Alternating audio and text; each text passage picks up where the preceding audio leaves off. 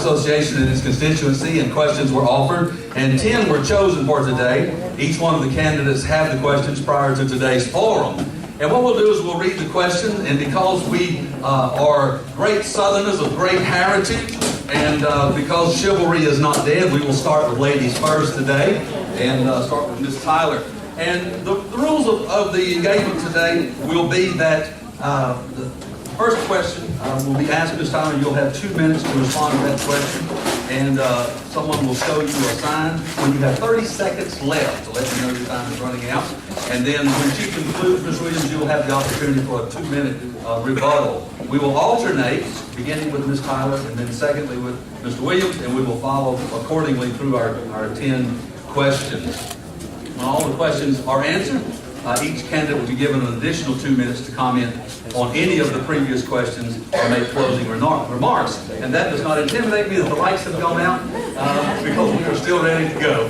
Our smiling personalities will shine forth. We have some overheads to have some questions there. Ms. Tyler, we will begin with you.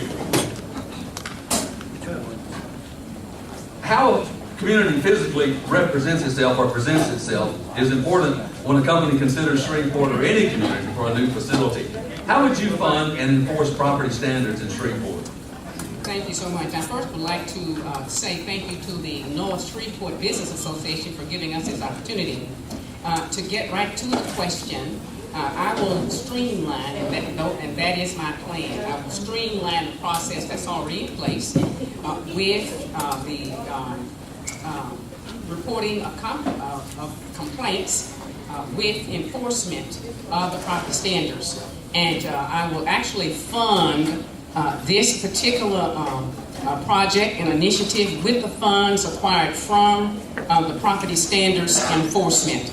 Now, if the property standards enforcement and the complaints are not in sync with one another, if there is not a process in place that permits the employees to be able to actually look in a timely fashion at responding to the complaints, and when enforcement takes place, we'll streamline that. We'll put in place something to ensure that accountability does take place.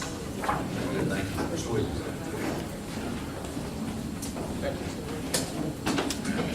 Thank you, Mr. Copperfield. My response to that is simple. We will enforce the rules. The way that property standards is set up now, some people get preferential treatment. If you're violating what the rules are, you're going to be held accountable. And what I'm going to do is give those employees the ability to enforce those rules to the full extent.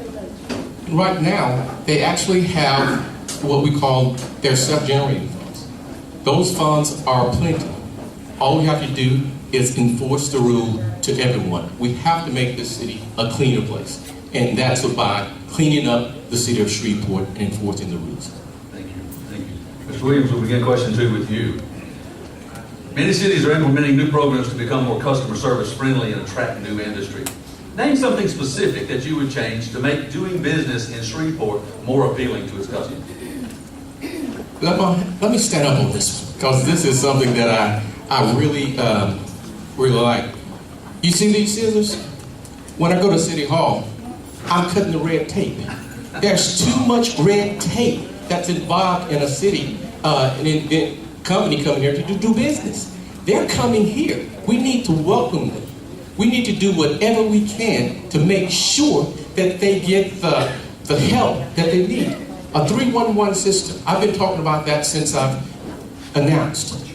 We're going to have individuals that assign to those companies that want to come here. A liaison that's going to walk them through the process. We shouldn't put up these obstacles from them doing business. That's what business is all about, and that's our tax base. What we're facing here is a tax problem. We're one of the highest tax cities in this state. We need to see how we're going to cut those taxes to bring these businesses to this area, to grow. Taxing is not an option. We have to grow our way out, and it's about expanding businesses. And it's not with service-oriented business. They're great, but we need to get some industrialized jobs here where we can increase our tax base to grow our way out of this. And the way that we do that is through businesses. And I guess, we've been stagnant for so long, and if you're stagnant, you're dying. And that's what's been happening. And so what we need to do, and it's a shame that we're doing that when we have all these natural resources here. I mean, we have the railway, we have the I-49, we have the highway, we have the port. People want to come and do business with Shreveport. What I'm going to do is open the doors of City Hall again for people to come and do business. That's what it's all about. We need to grow our business. Thank you. Thank you so much. And I can sit and still give you my dialogue. What I'm going to do specifically is to work with the City Council and work with MPC to do something that's already being done, and that is to unify and put in place a uniform development code so that we can be more business friendly. Once that code has been put in place, and I believe that it's going to happen, because we do recognize, and we've already started the steps toward cleaning that up, we will have a more business-friendly environment, and then businesses would love to come here to Shreveport and do business with our citizens. Therefore, our tax base will increase, job creation will occur, and we will have a better quality of life. So we already have something in place. I'm going to lead the effort to ensure that it does get implemented. Thank you. Question number 3 is, over the past 8 years, there's been a great deal of focus on other parts of Shreveport. And with the advent of I-49 and the expected new growth in North Shreveport, what will you do to improve the North Shreveport Business Corridor? Ms. Tyler, we'll start with you. Thank you so much. My plans really involve expanding and giving incentives to businesses, new businesses, businesses that currently exist, incentives that are not already being given. We'll work with the Business Association here in North Shreveport, and we'll be sure that we have you at the table. We believe in civic engagement. We'll hear from the businesses. How can we best grow the businesses along I-49 corridor? And I think we can do it together, and we will be able to bring in businesses that are already currently here. We'll attract other businesses because I-49 extension is going to be a very viable transportation mode for people going to Arkansas and back down towards south, and it's going to really give us an advantage that we need. And I think you will see the growth occurring. But we're going to come to you and ask the Business Association here in the north to work with us. We'll work with other local entities and our city council to ensure that the businesses grow and that we offer the type incentives that will lure businesses. And that's what my plan is when I become mayor of this city.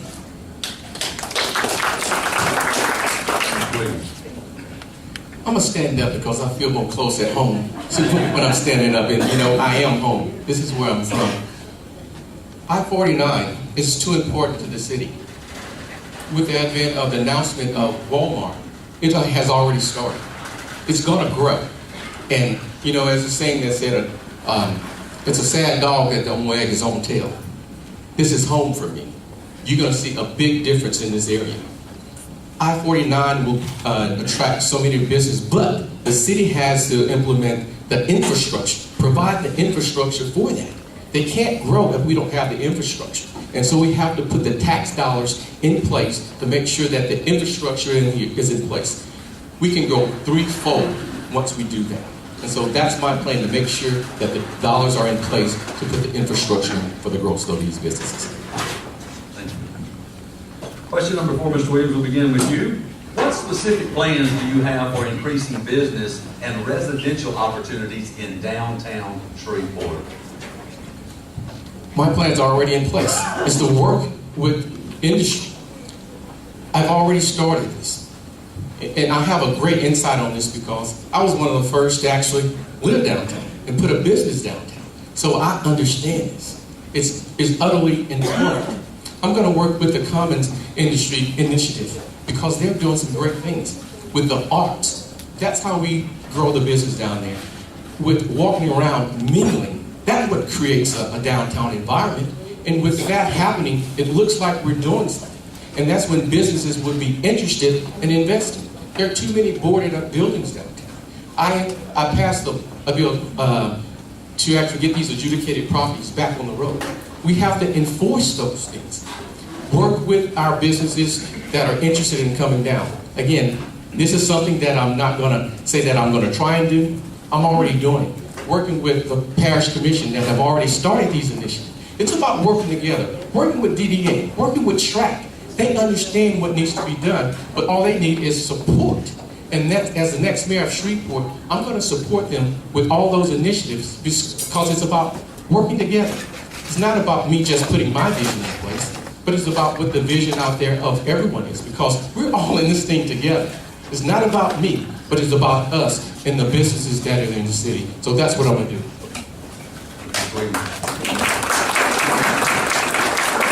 Ms. Tyler. Thank you so much. I think that downtown is the hub for our region. And to that end, I'm going to actually create an advisory council consisting of all of the business associations throughout the city.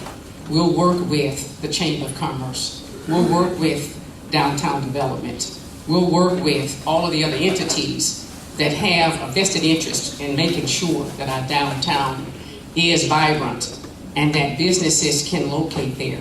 We'll put in opportunities for mixed-use property so that people can feel comfortable and have good quality of life when they live down there. We have a lot of natural resources.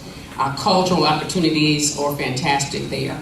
But I believe that once we pull together advisory groups from all of the businesses, all of the business associations, all of the stakeholders, they can best make recommendations to us about what's needed to help us prosper and grow downtown Shreveport. Thank you.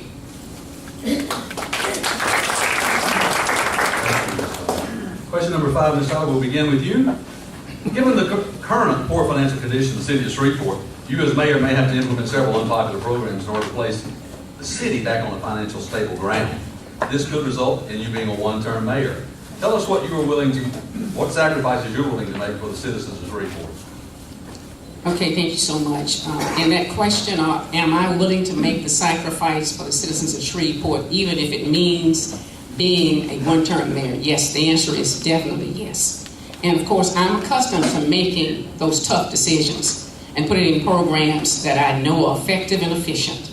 I've done that before as a CEO and in a public capacity, and I'm willing to do that again. It's not about being a politician. I don't plan to ever do the political thing again, but my desire, my passion is to ensure that the city of Shreveport continue to grow, prosper, and move to the next level. And with the experiences that I bring to the table, we can make that happen together. So yes, I'm willing to make that sacrifice. I'm not looking for a career in politics. Thank you. Thank you, Ms. Tyler. Ms. Williams.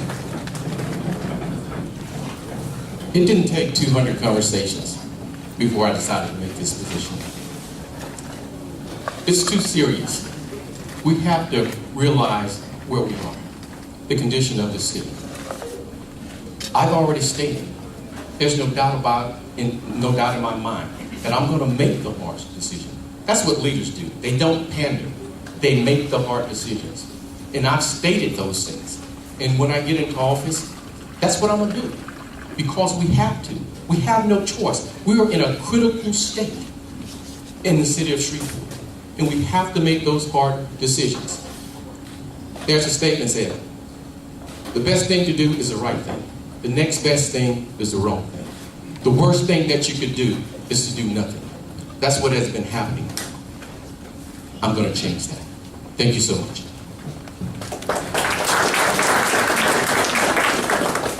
Ms. Williams, we'll begin with you on question number 6. Quantitative data demonstrates that Shreveport is part of a larger regional economy. What would you do to enhance working with Bossier City and Bossier Parish on economic development efforts? Okay, it's not about what I will do, it's but what I'm already doing. I've worked with these individuals. I know them. I've served with them. And it's about relationships. And I have a great relationship with it. And like you said, it's not just a regional issue with just Bossier and Shreveport, but it's about bringing in Grambling, Minden, Monroe. Those are initiatives that I'm currently working on. Actually met with the mayor of Monroe this weekend. It's an initiative that I'm bringing in from China, who I brought in actually just last week. It's about a regional goal. It's about building up this area. You know, we're south of I-10. And so we already have this ability to work together, this communication. I don't have to go and build those relationships. I have those. And that's what it is when we build a city, we work together. I mean, that's how we do things. That's what we do here in North Louisiana. That's what we're about, working together. And it's going to take a leader that doesn't care about if it's over here or if it's over there, but it's about getting it in this particular region. That's what's important.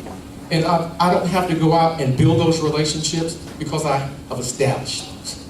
And so it will be very easy for me to work with Bossier City, Minden, wherever, because I've experienced doing that. I have a proven record. It's about the records, not the rhetoric. Thank you. Thank you so much. I can't agree with Mr. Williams that it is about the record. And when you look at my record, I have worked with all of the entities as a CEO. And I'm not talking about what I will do, I'm talking about what I've done. As CEO of the school system here, we worked with all the legislators. We worked with people across the river around this community. And as CEO at the state level, I work with legislators, I work with Bossier Parish, I work with all of the various parishes. And we were able to pull together people, unite people from across all lines of division, and we were able to make significant gains.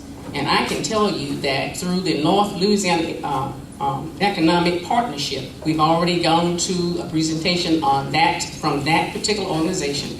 They're going to be doing some phenomenal things, not only in Shreveport Bossier, but also across North Louisiana. The Shreveport Bossier Business Alliance works with higher education, and they're working in tandem with Shreveport and Bossier to help develop relationships with higher ed so that we can put in training for our young people and old people alike so that we can access those jobs that are readily available to our region. So the answer is yes. I've done that as the CEO, and I will be doing that again when I become mayor of this great city. Thank you. So we'll begin with you on question 7. What experience and skills do you bring to the mayoral job that will make you the best candidate as mayor of the city of Shreveport? Thank you. I can tell you that as a CEO of a large organization, I've been able to lead the effort in uniting people again from all walks of life and unite them around a common vision to make things happen. I've managed and led an organization with more than 6,500 employees. I've managed a budget of over $425 million a year. Grew reserves, came into a situation that were in financial crisis almost. Grew the reserves from less than $4 million in 4 years up to $36 million. I did that without any tax increase. And I want to make sure I set the record straight on that one from the last mayoral forum. We did not have an increase in taxes. We've also worked with and ensured with a great team of people that capital projects were completed timely and efficiently. And we were able to do that with the current resources. We were able to go outside and bring in resources. We worked with local, state, and national resources and finances, and we were a good steward of the taxpayers' money. We were able to have a vision. We were able to involve people in that vision and inspire people and be inspired by people to be able to deliver on the outcomes and had positive, significant gains every year. I want to transfer those skills to the city of Shreveport and be able to move us to the next level. I believe that we can do that. We've done it. Thank you so much. Thank you, Mr. Allen. Mr. Williams.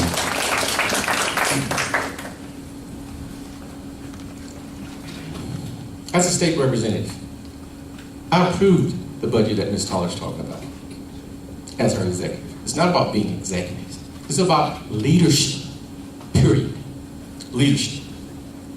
I've served as state representative, Caddo Parish Commissioner. I have a degree in architecture. I have an MBA. I'm finishing a PhD in applied management and decision science. It's about being able to work with people, period. And I have proven that. I have a proven record of that. It's not about just knowing someone, but it's about a relationship.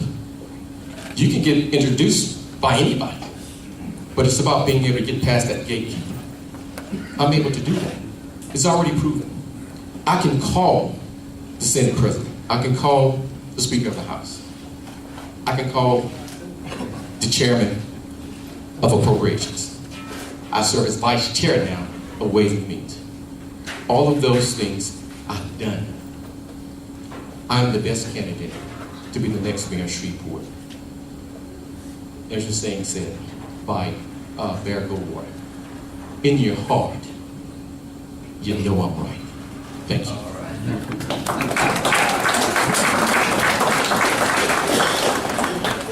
Ms. Williams, question number 8 will begin with you. How do you propose to safeguard Shreveport's access to continued quality health care in regards to LSU Health Sciences Center, University Health, considering the allegations and tensions between Biomedical Research Foundation, the state, and the faculty and healthcare providers at the facility? Again, that's why I'm the best candidate for this job. You know what? I'm already doing that. I've been a part of this. As you know, LSU Medical Center Shreveport was the model for these universities. It was a model. It's the tragedy that that was disturbed.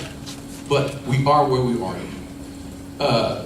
Biomed has committed to making sure that this hospital and the education system thrive, because it's not only just a quality of life issue, it's an economic issue. That's an economic driver for this area. And it's imperative that we make sure that that works.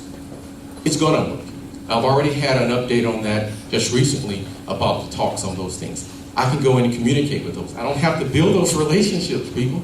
It's already there. Willis Knighton is a big part of this.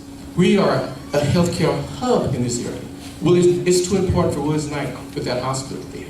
And so they've already agreed to do whatever it takes to make sure that LSU is viable. It's not an option. And as the next mayor of Shreveport, I'm going to use those relationships that I already have to make sure that LSU is serving the people that deserve that health care. Thank you very much. Ms. Tyler? Thank you so much. I know that we know that this is a priority for our city and for our region. And I too have already built relationships with both of these institutions, and we are the hub for quality health care in this region. We have people traveling from across the nation to come in and access quality health care from our city. Those conversations are already taking place. I've already gotten an update on those, and we hope that a solution is coming. However, if a solution has not been made by the time I become mayor of this dear city, we plan to lead the effort to help bring about that resolution. If we need to look for resources from outside of our city to help resolve some of those issues, we can do that. My experience as a chief executive officer has been along those lines. But I will say again, we need to unite as a city and speak with one voice. We need to bring people together as one voice when we go to get resources, when we bring in those kinds of experts that will help us be able to push this city forward. But this is very significant, and it is going to be a priority when I become mayor of the city. Thank you.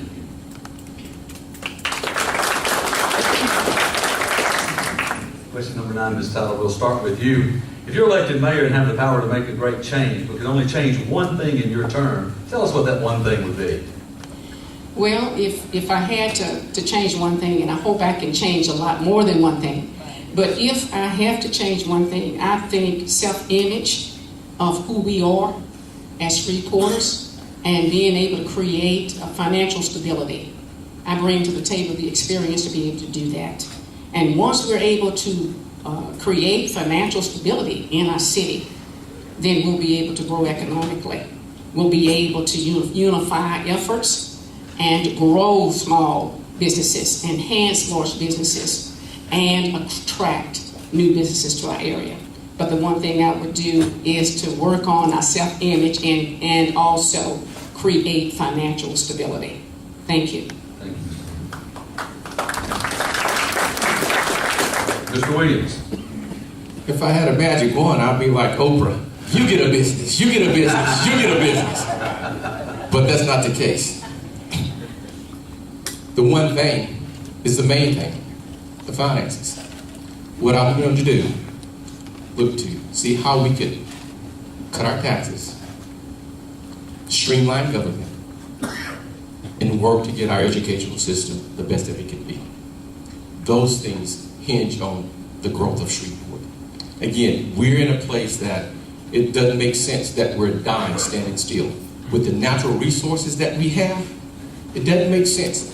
And it's not just about vision. You have to have that. However, you have to have the leadership and the will to make those things happen. That's what leaders do. They lead. You manage things. You lead people. Thank you.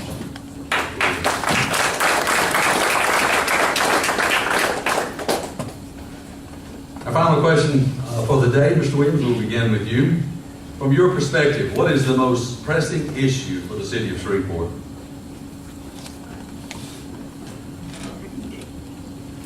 The most pressing issue is that our migration, white flight, whatever you want to call it. Because with that goes our tax dollars. And you know what that causes? You to pay more. You to pay more. Causes you to pay more. But you know what doesn't happen?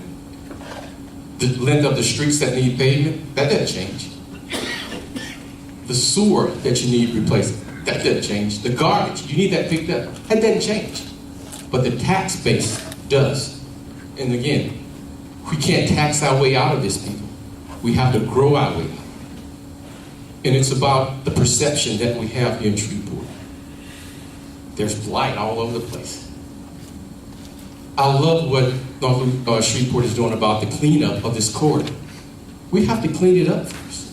We have to clean our house first before we can get those other businesses to come in. I mean, it's a great place to live and raise a family, but we have to take charge of this. Again, it's about leadership, doing those things.